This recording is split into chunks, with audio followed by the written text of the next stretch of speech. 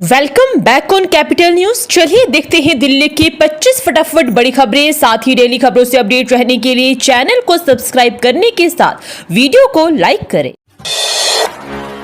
सेवा पखवाड़े में शुरू होने जा रहे 150 आयुष्मान आरोग्य मंदिर, सीएम रेखा गुप्ता ने की घोषणा। प्रधानमंत्री नरेंद्र मोदी के जन्मदिन 17 सितंबर से लेकर 2 अक्टूबर तक दिल्ली सरकार सेवा पखवाड़ा आयोजित करेगी। इस दौरान 150 आयुष्मान आरोग्य मंदिर की शुरुआत करने के साथ ही 5 अस्पताल परियोजनाओं का उद्घाटन होगा। इस दौरान कई विकास परियोजनाओं का उद्घाटन, शिलान्यास सहित 75 सेवाओं की शुरुआत करने की तैयारी है। मुख्यमंत्री ने प्रेस वार्ता में कहा, प्रधानमंत्री ने बिना किसी भेदभाव के प्रत्येक राज्य और हर नागरिक के लिए काम कर रहा है।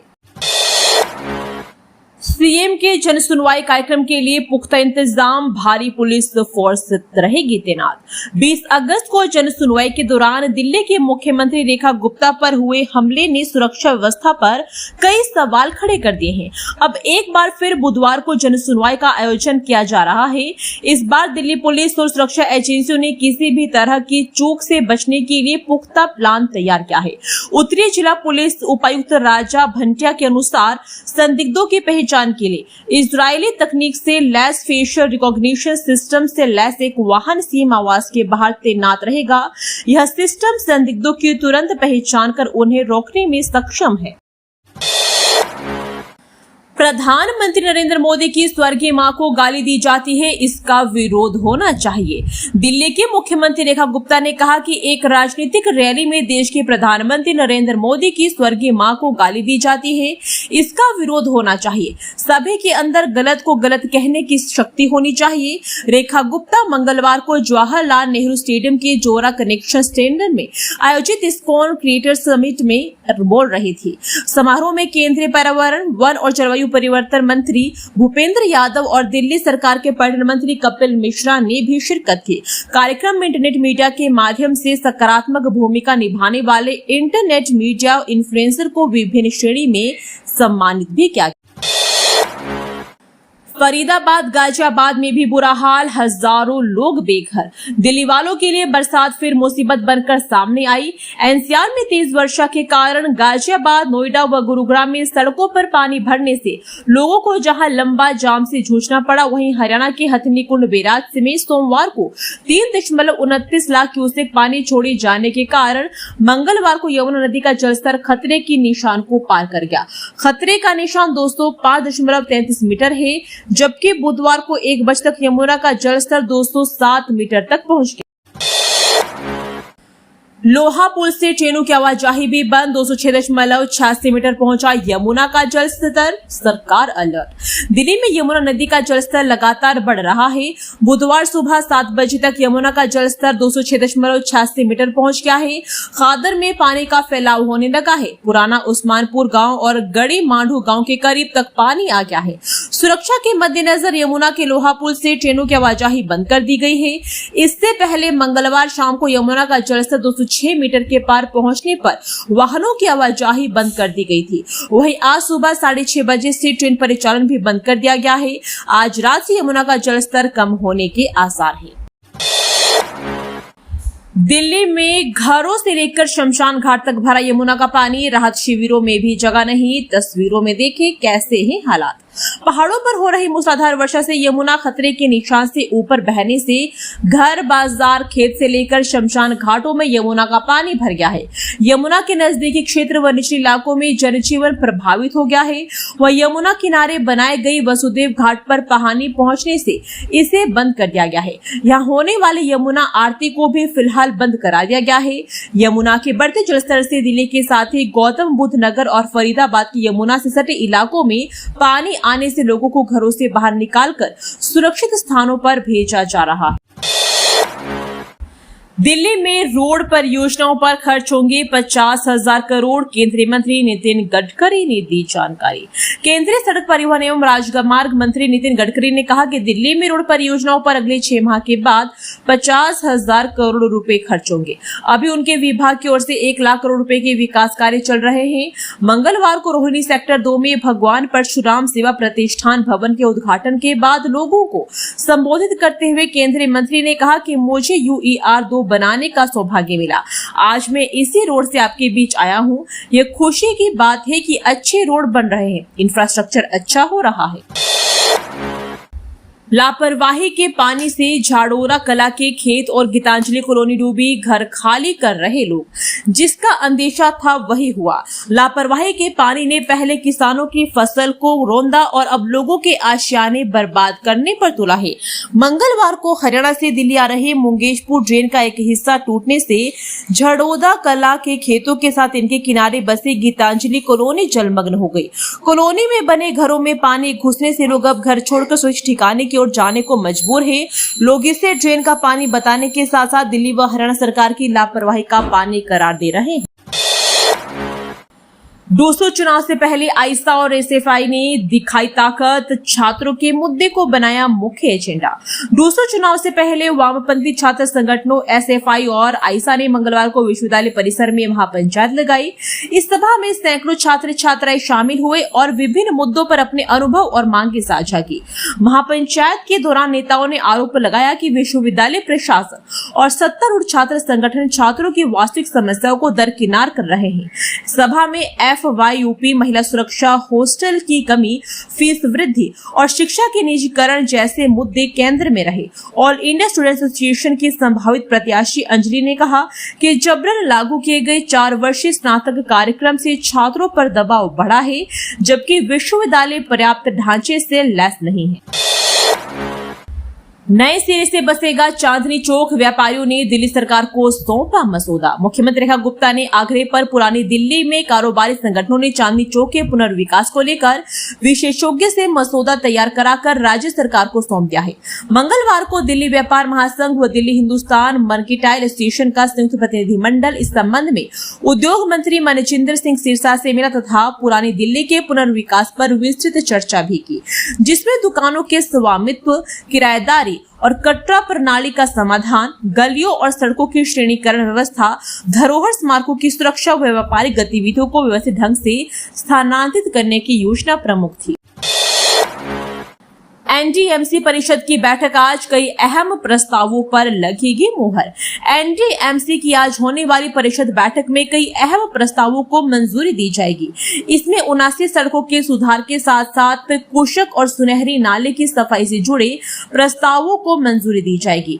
30 से अधिक प्रस्ताव मंजूरी के लिए परिषद के समक्ष रखे जाएंगे।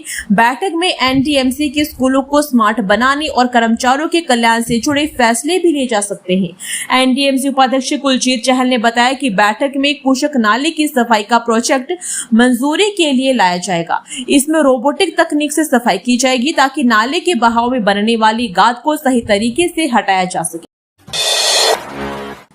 मॉर्निंग वॉक पर निकलने के वक्त घरों में करते थे सेंधमारी, पुलिस ने 2 आरोपी किए गिरफ्तार। घरों में चोरी के 2 मामलों को 36 घंटों के भीतर सुलझाते हुए बुराड़ी थाना पुलिस की टीम ने शातिर चोर उसके रिसीवर को गिरफ्तार किया है। आरोपित की पहचान संतनगर बुराड़ी के कुणाल उर्फ सनी और रिसीवर शकरपुर के हेमराज के रूप में हुई है। उनके कब्जे से चोरी किए गए सोने चांदी के आभूषण और एक मोबाइल फोन बरामद हुआ है। आरोपित कुणाल बुराड़ी थाना का सक्रिय अपराधी है, जो पहले भी विभिन्न थानों में दर्ज 13 आपराधिक मामलों में शामिल रहा। दिल्ली में नरम हुए गर्मी के तेवर, आईएमडी ने बताया अगले 4 दिन कैसा रहेगा मौसम का मिजाज। दिल्ली में मंगलवार को भी हल्की और तेज बारिश का दौर जारी रहा। हालांकि सोमवार के मुकाबले बारिश कम रही, लेकिन महज 2 दिनों की बारिश से सितंबर महीने की कुल बारिश का 50% कोटा पूरा होने वाला है। मौसम विभाग ने पहले मंगलवार के लिए कोई अलर्ट जारी नहीं किया था, जबकि बाद में येलो अलर्ट जारी किया गया। बारिश का यह दौर 4 दिन और जारी रहने का अनुमान है। जुर्माने के बावजूद दिल्ली में खुलेआम पी जा रही शराब और जनता परेशान, भाजपा विधायक भी कर रहे हैं विरोध। दिल्ली में भले ही सड़क या सार्वजनिक स्थान पर शराब पीने की अनुमति नहीं है और ऐसा करने पर 5000 का जुर्माना है, मगर दिल्ली में खुलेआम यह काम हो रहा है। शराब की दुकानों के आसपास रेहड़ी पर कहीं जूस वाला शराब पीने की सुविधा दे रहा है, तो कहीं कबाब चिकन वाला शराब पिलाने की लोगों को मदद कर रहा है। कई दुकानों के आसपास नमकीन बेचने वाला भी यह सुविधा दे रहा है। दिल्ली के बोर्डरोड से एमसीडी टोल हटाने को तैयार, बशर्ते सालाना 900 करोड़ दे दिल्ली सरकार। राजधानी दिल्ली में प्रवेश करने के दौरान एमसीडी के टोल और परिवहन क्षतिपूर्ति शुल्क जाम का कारण बनता है। ऐसे में केंद्र सरकार के निर्देश के बाद निगम टोल को हटाने के लिए तैयार हो गया है। हालांकि इसके लिए निगम ने शर्तें लगाई है कि वे तभी इन टोल को खत्म करेगा जब उसे दिल्ली सरकार की ओर से आर्थिक मदद की जाएगी। अगर सरकार किसी भी रूप में उसे आर्थिक मदद करती है तो वह टोल को हटा दे। दिल्ली के ये 3 सड़क कॉरिडोर अब होंगे NHAI के हवाले। इन मार्गों में सुधार से बेहतर होगी आवाजाही। भारतीय राष्ट्रीय राजमार्ग प्राधिकरण ने दिल्ली के 3 प्रमुख सड़क कॉरिडोर के नियमित रखरखाव के लिए अपने अधीन लेने की सैद्धांतिक मंजूरी दे दी है। अभी तक दिल्ली सरकार के तहत लोक निर्माण विभाग इनका रखरखाव कर रहा है। इन कॉरिडोर में आश्रम से बदरपुर बॉर्डर तक मथुरा रोड, पुरानी दिल्ली रोहतक रोड जो पंजाबी बाग से टिकरी बॉर्डर है, और जो महरौली गुरुग्राम रोड है जो रैली से गुरुग्राम से पहले दिल्ली की सीमा तक है। ये तीनों कॉरिडोर कुल मिलाकर 33 किलोमीटर लंबे हैं और दिल्ली और आसपास के इलाकों के बीच महत्वपूर्ण संपर्क मार्ग है। दिल्ली के स्टेडियम का किराया हो सकता है कम, केंद्र सरकार कर रही विचार, आर्टिस्ट और दर्शकों का होगा लाभ। दिल्ली के स्टेडियमों का किराया कम हो सकता है। किराए को कम किए जाने पर केंद्र सरकार विचार कर रही है। केंद्रीय युवा कार्यक्रम एवं खेल मंत्री मनसुख मांडविया ने इसके संकेत दिए हैं। मंगलवार को दिल्ली सरकार के मंत्री कपिल मिश्रा ने मांडविया से मुलाकात की थी, जिसमें दिल्ली को इवेंट फ्रेंडली शहर बनाने की दिशा में दिल्ली सरकार ने केंद्र से सहयोग भी मांगा था। बैठक में दिल्ली को देश का सबसे इवेंट फ्रेंडली शहर बनाने की दिशा में चर्चा हुई। 200 चुनाव को लेकर दिल्ली विश्वविद्यालय लेकर आया नया नियम, अब माता पिता को बनाना होगा गारंटर। दिल्ली विश्वविद्यालय ने छात्र संघ चुनाव के लिए नया प्राविधान लागू कर दिया है। दिल्ली हाई कोर्ट द्वारा उम्मीदवारों से सीधे 1 लाख का बांड भरवाने का नियम रद्द किए जाने के बाद अब विश्वविद्यालय ने डाल दी है ये की जिम्मेदारी छात्रों के अभिभावकों पर। नए श्योरिटी बांड के तहत माता पिता को लिखित घोषणा करनी होगी कि यदि उनका बेटा या बेटी या उसके समर्थक चुनाव प्रचार के दौरान नियमों का उल्लंघन करते हैं, विश्वविद्यालय या कॉलेज परिसर या सार्वजनिक संपत्ति को नुकसान पहुंचाते हैं, तो उसकी वित्तीय जिम्मेदारी वे स्वयं वहन करें। COP30 के लिए एक ऐसा संतुलन खोजने की चुनौती जो जलवायु परिवर्तन को मजबूत बनाए, एक्सपर्ट्स का एकजुटता पर जोर। संयुक्त राष्ट्र वार्षिक जलवायु सम्मेलन कॉन्फ्रेंस ऑफ पार्टीज को लेकर एक हुए संवाद में विशेषज्ञों ने एकजुटता और ग्लोबल साउथ के नेतृत्व पर जोर दिया है। COP30 के नामित अध्यक्ष आंद्रे अराना कोया द लागो ने कहा कि COP30 से विभिन्न हितधारकों जैसे नागरिक समाज, विकासशील विकसित देश और व्यवसायिक समाज की अपनी अपनी अपेक्षाएं हैं। COP30 के लिए चुनौती है कि एक ऐसा संतुलन खोजा जाए जो जलवायु प्रबंधन को मजबूत बनाए। हमारे पास पहले से ही 500 से अधिक पहल और प्रतिज्ञाएं मौजूद है, जिनमें से लगभग 300 सभी सक्रिय है। दिल्ली में यमुना का जलस्तर खतरे के निशान से ऊपर, व्यापक इंतजाम के लिए सक्रिय हुई सीएम रेखा गुप्ता। यमुना का जलस्तर खतरे के निशान को पार करते ही दिल्ली की सीएम रेखा गुप्ता सक्रिय हो गई है। मंगलवार को यह बाढ़ से निपटने की तैयारियों का जायजा लेने पहुंची। सबसे पहले वे गीता कॉलोनी फ्लाईओवर के किनारे बने राहत शिविरों में पहुंची। यहाँ उन्होंने शिविर में रह रहे लोगों से कहा कि वह सीएम दीदी आपको मुसीबत में नहीं देख सकती। सीएम ने एक बच्चे से प्लेट लेकर शिविरों में सरकार द्वारा उपलब्ध कराए गए चावल और दाल भी खाए। सीएम पर हमले के बाद सुरक्षा बढ़ा दी गई है और इस निरीक्षण में सीएम अपने पहले वाले तेवर में नजर आई। वे बुजुर्गों के साथ चारपाई पर बैठ गई, महिलाएं उनके पास गई और सेल्फी ली। सीएम ने बच्चों से भी बात की और कई बीमार लोग उनसे भी मिले। SRCC प्लेसमेंट के लिए 75% उपस्थिति अनिवार्य, छात्रों में संतोष। दिल्ली विश्वविद्यालय में Shri Ram college of commerce ने एक बड़ा फैसला लेते हुए प्लेसमेंट ड्राइव में एक बड़ा फैसला लेते हुए छात्रों की कम से कम 75% उपस्थिति अनिवार्य करने का नियम लागू कर दिया है। डीओ के अध्यादेश 8 के अनुसार अब तक 75% उपस्थिति केवल परीक्षाओं और छात्र संघ चुनाव में खड़े होने के लिए आवश्यक थी, लेकिन SRCC ने इसे और आगे बढ़ाते हुए इंटर्नशिप, स्कॉलरशिप, हॉस्टल और कॉलेज सोसाइटी में पद पाने के लिए भी इसे लागू कर दिया। शहर में टोल टैक्स नहीं वसूलेगी एमसीडी, दिल्ली सरकार बस करे ये काम। राजधानी दिल्ली में प्रवेश करने के दौरान एमसीडी के टोल और पर्यावरण क्षतिपूर्ति शुल्क जाम का कारण बनता है। ऐसे में केंद्र सरकार के आग्रह के बाद दिल्ली नगर निगम टोल को हटाने के लिए तैयार हो गया है। हालांकि इसके लिए निगम ने शर्त लगाई है कि वह जब ही इन टोल को खत्म करेगा तब ही उसे दिल्ली सरकार द्वारा आर्थिक मदद की जाएगी। अगर सरकार किसी भी रूप में उसे आर्थिक मदद करती है तो वह टोल को हटा देगा। टोल हटाने को लेकर एमसीडी के अतिरिक्त आयुक्त ने दिल्ली सरकार के शहरी विकास विभाग को पत्र लिखा है। इस पत्र में निगम ने शर्तों के साथ लिखित सहमति टोल हटाने को लेकर दिल्ली सरकार को दी। एनजीटी ने लोक निर्माण विभाग से मांगा जवाब, हरित पट्टी पर निर्माण सामग्री डालने का आरोप। पूर्वी दिल्ली के सूरजमल विहार स्थित सोमनाथ मार्ग की निर्माण सामग्री हरित पट्टी पर डालकर पर्यावरण नियमों का उल्लंघन करने के मामले में राष्ट्रीय हरित अधिकरण ने लोक निर्माण विभाग से जवाब मांगा है। एनजीटी अध्यक्ष न्यायमूर्ति प्रकाश श्रीवास्तव की अध्यक्षता वाली पीठ ने लोक निर्माण विभाग को नोटिस जारी कर सुनवाई 3 नवंबर तक के लिए स्थगित कर दी है। आवेदक आशीष जैन ने आरोप लगाया कि सड़क निर्माण में इस्तेमाल किया गया बिटुमेन और मलबा पास की हरित पट्टी में फेंक दिया गया है। इससे बारिश का पानी जमीन में नहीं जा पा रहा और भूजल पुनर्निर्भर प्रभावित हो रहा है।